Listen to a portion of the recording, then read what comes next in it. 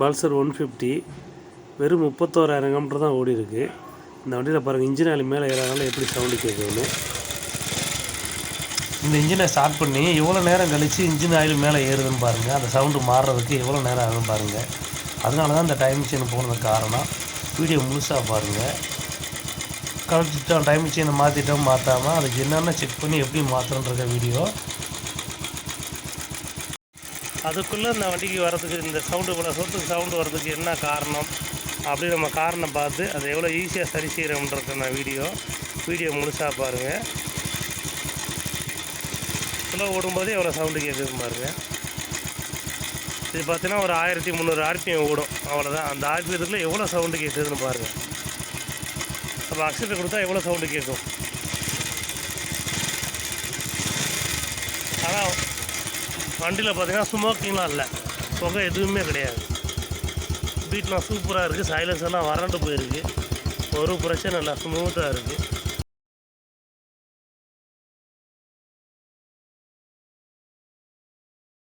வண்டியை கழட்ட போகிறோம். கழட்டுறதுக்கு முன்னாடி பாருங்கள், டைம் செயின் லூஸ் ஆகிடுச்சினாலே இந்த பைப்பில் அடிபட்டு ஓட்டையாக இருக்கும். ஃபுல்லாக ஆயில் இருக்குது. அடுத்து பார்த்தீங்கன்னா இவ்வளோ எம்சியில் வச்சு அடைச்சிருக்காங்க, என்னன்னு தெரியல. கழட்டி பார்ப்போம். இந்த போல்ட்டை கழட்டும் போது உள்ளே இருந்து ஒரு சவுண்டு வருதும், அதை கவனிங்களேன்.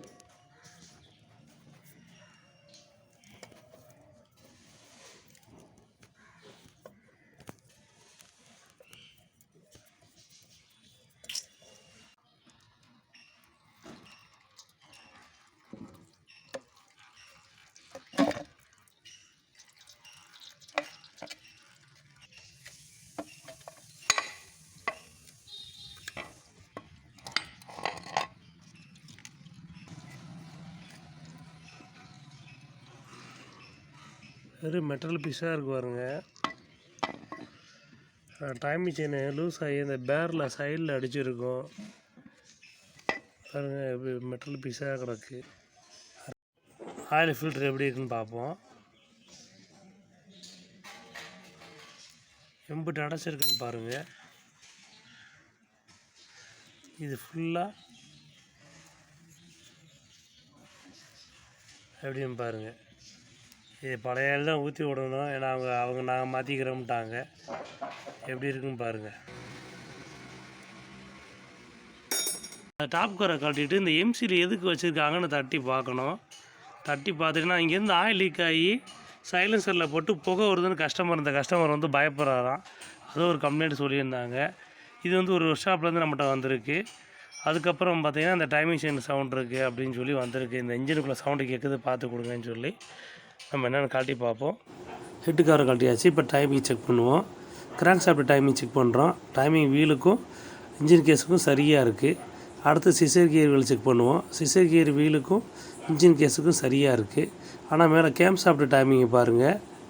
கேம் ஷாஃப்ட் டைமிங் பார்த்திங்கன்னா டைமிங் செயின் லூஸாக இருக்கனால மார்க்கு மாறி இருக்குது. ஏன்னா செயின் லூஸாக இருக்கனால ஒரு கண்ணு ஏறி மாறுறதுக்கு சான்ஸ் இருக்குது. அப்படி தான் மாறி இருக்குது. அதே மாதிரி இப்போ இன்னொன்று நம்ம கவனிக்க வேண்டியது பேரில் பாருங்கள். பேரில் பாருங்கள் எம்சியில் வச்சு அடைச்சிருக்காங்க. ஏன்னா பேரல் லீக் ஆகிறதுனால அவங்க வந்து எம்சியில் வச்சு அடைச்சிருக்காங்க. நம்ம எப்படி எடுத்துகிட்டு பேரல் கேஸ்கெட் ஹெட்டு கேஸ்கெட் மாற்றி தான் அந்த எம்சியில் பார்த்திங்கன்னா பேரல் கேஸ்கெட்டுக்கு ஆயில் லீக் ஆகுன்றக்காக தான் வச்சுருக்காங்க. மற்றபடி எந்த டேமேஜும் இல்லை. அதை செக் பண்ணியிருக்கோன்றக்காக தான் நம்ம இதை கலட்டினதே. ஏன்னா திரும்ப நம்மளும் டிஸ்டர்ப் பண்ணியிருக்கோம், அதனால் திரும்ப ஆயில் லீக் வந்துடக்கூடாதுன்றக்காக ஒரு பேரல் பர்சன் ஹெட்டு கேஸ்கெட் பேரல் கேஸ்கெட்டை மாற்றி விட்டலான்றக்காக தான் கலட்டினது. எம்சியில் வச்சுருக்காங்க பாருங்கள். கேஸ்கெட்டுக்கெலாம் பார்த்தீங்கன்னா க்ரீஸ் மட்டும்தான் லேசாக வச்சுட்டு மாட்டணும். மற்றபடி நம்ம பேஸ்ட்டு போடுறதெல்லாம் போடக்கூடாது. நம்ம டாப் கவர் மாட்டும் போது மட்டும் பேஸ்ட்டு போட்டுக்கிட்டால் போதும். அதுவும் ரொம்ப ஓவராக இல்லாமல் லைட்டாக போட்டுக்கிட்டால் போதும். மார்க்கு பாருங்கள் வச்சாச்சு. டைமிங் மார்க் கரெக்டாக இருக்குது. வேண்டியது இந்த ஆயில் பம்பு 3 போட்டையும் கலட்டி நம்ம எப்பயும் பார்த்திங்கன்னா ஒரு 10,000 கிலோமீட்டர் 8,000 கிலோமீட்டருக்கு ஒரு தடவை நம்ம இந்த ஆயில் பம்பை கழட்டி ஆயில் ஃபில்டரை கழட்டி க்ளீன் பண்ணி மாட்டுறது நல்லது. நம்மள பலர் யாரும் செய்கிறதில்ல. பொதுவாக கிளச்சு பிளேட்டு டைமிங் செயின் மாற்றினா கூட யாரும் செய்ய மாட்டேன்றாங்க. நான் நிறையா பேர்கிட்ட விசாரிச்சிருக்கேன். அதெல்லாம் ஒன்றும் அடைக்காதுன்னு சொல்லுவாங்க நம்மகிட்டயே. ஆனால் நம்ம செக் பண்ணணும். செக் பண்ணி க்ளீன் பண்ணி மாட்டணும். க்ளீன் பண்ணி மாட்டினா நல்லாயிருக்கும். எப்படி அடைச்சிருக்குன்னு பாருங்கள். அந்த கிளிப்பை கழட்டி அந்த ஃபில்டரை கழட்டி காட்டுறேன் பாருங்கள். ஃபில்டரை கழட்டினா அந்த இந்த ஃபில்டரை மீறியும் உள்ளே போன அழுக்கு, அந்த அலுமினிய தூள் எரிஞ்சு ஓடின தூள் இருக்குது பார்த்தீங்களா, அது உள்ளே போய் தான் அந்த ரோட்டரில் அடைச்சிருந்தது. இப்போ பாருங்கள் இந்த ஃபில்டரில் எவ்வளோலாம் ஆயில் மேலே ஏறி இருக்கும்னு. இவ்வளோ தான் பம்புக்குள்ளேயே ஏறி இருக்கும் ஆயில். அப்போ கிராங்க் ஷாஃப்ட்டுக்கு எல்லா இடத்துக்கும் எப்படி ஆயில் கிடச்சிருக்கும்? இப்படி இருக்க வேண்டிய ஃபில்ட்ரு. இதெல்லாம் வந்து பார்த்திங்கன்னா நம்ம அப்பப்போ க்ளீன் பண்ணி மாட்டினோம்னா கஸ்டமருக்கு வந்து இந்த இன்ஜின் ஓவராக ஹீட் ஆகிறது, சலசலன்னு சவுண்டு கேட்குறது, ரிங்ஸு ஜாமாக இருந்த கம்ப்ளைண்ட்லாம் வராது. ஆயில் பம்பை க்ளீன் பண்ணியாச்சு. இப்போ இதில் ஆயிலை ஊற்றி விட்டு நல்லா அந்த வீலை சுற்றினோம்னா இது வரையும் ஆயில் வரும்.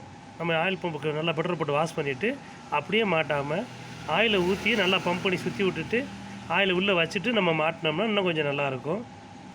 எல்லாம் மாட்டியாச்சு. ஆயிலை ஊற்றிட்டு மாட்ட வேண்டியதான். நல்லா முடிஞ்ச அளவுக்கு நல்லா க்ளீன் பண்ணிவிட்டு நம்ம மாட்டிடுறது நல்லது. ஏன்னா நம்மளில் பலர் வந்து பல்சருக்கு வந்து ஆயில் ஃபில்டரை க்ளீன் பண்ணுறதே இல்லை. அது க்ளீன் பண்ணணும். ஆயில் பம்பும் ஆயில் ஃபில்டரையும் வந்து கம்பல்சரியாக ஒரு சர்வீஸ் விட்டு க்ளீன் பண்ணோம்னா நல்லாயிருக்கும். அதனால தான் பார்த்திங்கன்னா 30,000 கிலோமீட்டர் 35,000 கிலோமீட்டரில் வண்டியில் பல்சரில் டைமிங் செயின் போகிறது. அது கம்பல்சரியாக பார்த்துட்டோம்னா நம்ம ரெகுலர் கஸ்டமர்கிட்ட அப்படி பார்த்து கொடுத்தோம்னா அவங்க நம்மளை விட்டு இன்றைக்கி போக மாட்டாங்க. கியர் செட் பண்ணி மாட்டியாச்சு. கிளச் ஹவுசிங்லாம் மாட்டியாச்சு. ஆயில் பம்பு வீல் எல்லாமே கரெக்டாக ஒரு செக்அப் பண்ணிக்கிறோம். இந்த ஸ்ப்ரிங்கில் பெயிண்ட் மார்க் கொடுத்துருப்பாங்க. அந்த பெயிண்ட் மார்க் பார்த்திங்கன்னா எல்லாம் ஒரே சைடு, ஒன்று கீழே பார்த்து வைங்க இல்லை மேலே பார்த்து வைங்க. பெரும்பாலும் மேலே பார்த்து வைக்கிறது தான் கரெக்டாக இருக்கும். ஒரே மாதிரி சரியா. இந்த பெயிண்ட் மார்க்கு இருந்தால் கண்டிப்பாக முக்கியத்துவம் கொடுக்கணும். ஒரே மாதிரி தான் வச்சு மாட்டணும். இப்போ பாருங்கள் வண்டி முடிச்சாச்சு. வண்டி ஸ்டார்ட் ஆகி ஓடிக்கிட்டு இருக்குது. நம்ம வந்து ஒரு 8,000 கிலோமீட்டருக்கு ஒரு ஆயில் ஃபில்டரை கழட்டி க்ளீன் பண்ணி ஆயில் பம்பை கழட்டி க்ளீன் பண்ணி மாட்டி விட்டோம்னா அந்த வேலை சீக்கிரத்தில் வர்றதுக்கு வாய்ப்பே கிடையாது. அதே மாதிரி நல்லா ஓடிக்கிட்டு இருக்க வண்டியில் மெக்கானிக் இப்படி சொல்லி இப்போ க்ளீன் பண்ணணும் சார் அப்படின்னு சொன்னால் நல்லா தானே ஓடிக்கிட்டு இருக்கு விடுங்க அப்படின்னு சொல்லி கஸ்டமரும் ஏற்றுக்க மாட்டேன்றாங்க. இது சீக்கிரத்தில் கரெக்டாக ஒரு சர்வீஸ் கரெக்டாக பார்த்தோம்னா இந்த வேலையை தள்ளி போடலாம். ஏன்னா 30,000 கிலோமீட்டரில் வர்றது 50,000 கிலோமீட்டர் 60,000 கிலோமீட்டரில் வரும். வராமல் இருக்காது, வரும். அதை வந்து நம்ம தள்ளி போடலாம். ரெகுலர் சர்வீஸ் பார்க்கும்போது வண்டி சவுண்டை பாருங்கள், அருமையாக இருக்குது. ஸ்மோக்கிங்னா ஒன்றும் இல்லை. இனி வந்து இன்ஜின் அந்த ஆயில் போகாமல் ஓவர் ஹீட்டாக இருந்திருக்கும். இப்போ பம்பு க்ளீன் பண்ணி போட்டுக்கணும். ஆயில் ரூட்டிங் நல்லாயிருக்கும். இன்ஜின் ஓவராக ஹீட் ஆகாது. வண்டி ஸ்மூத்தாக இருக்கும்.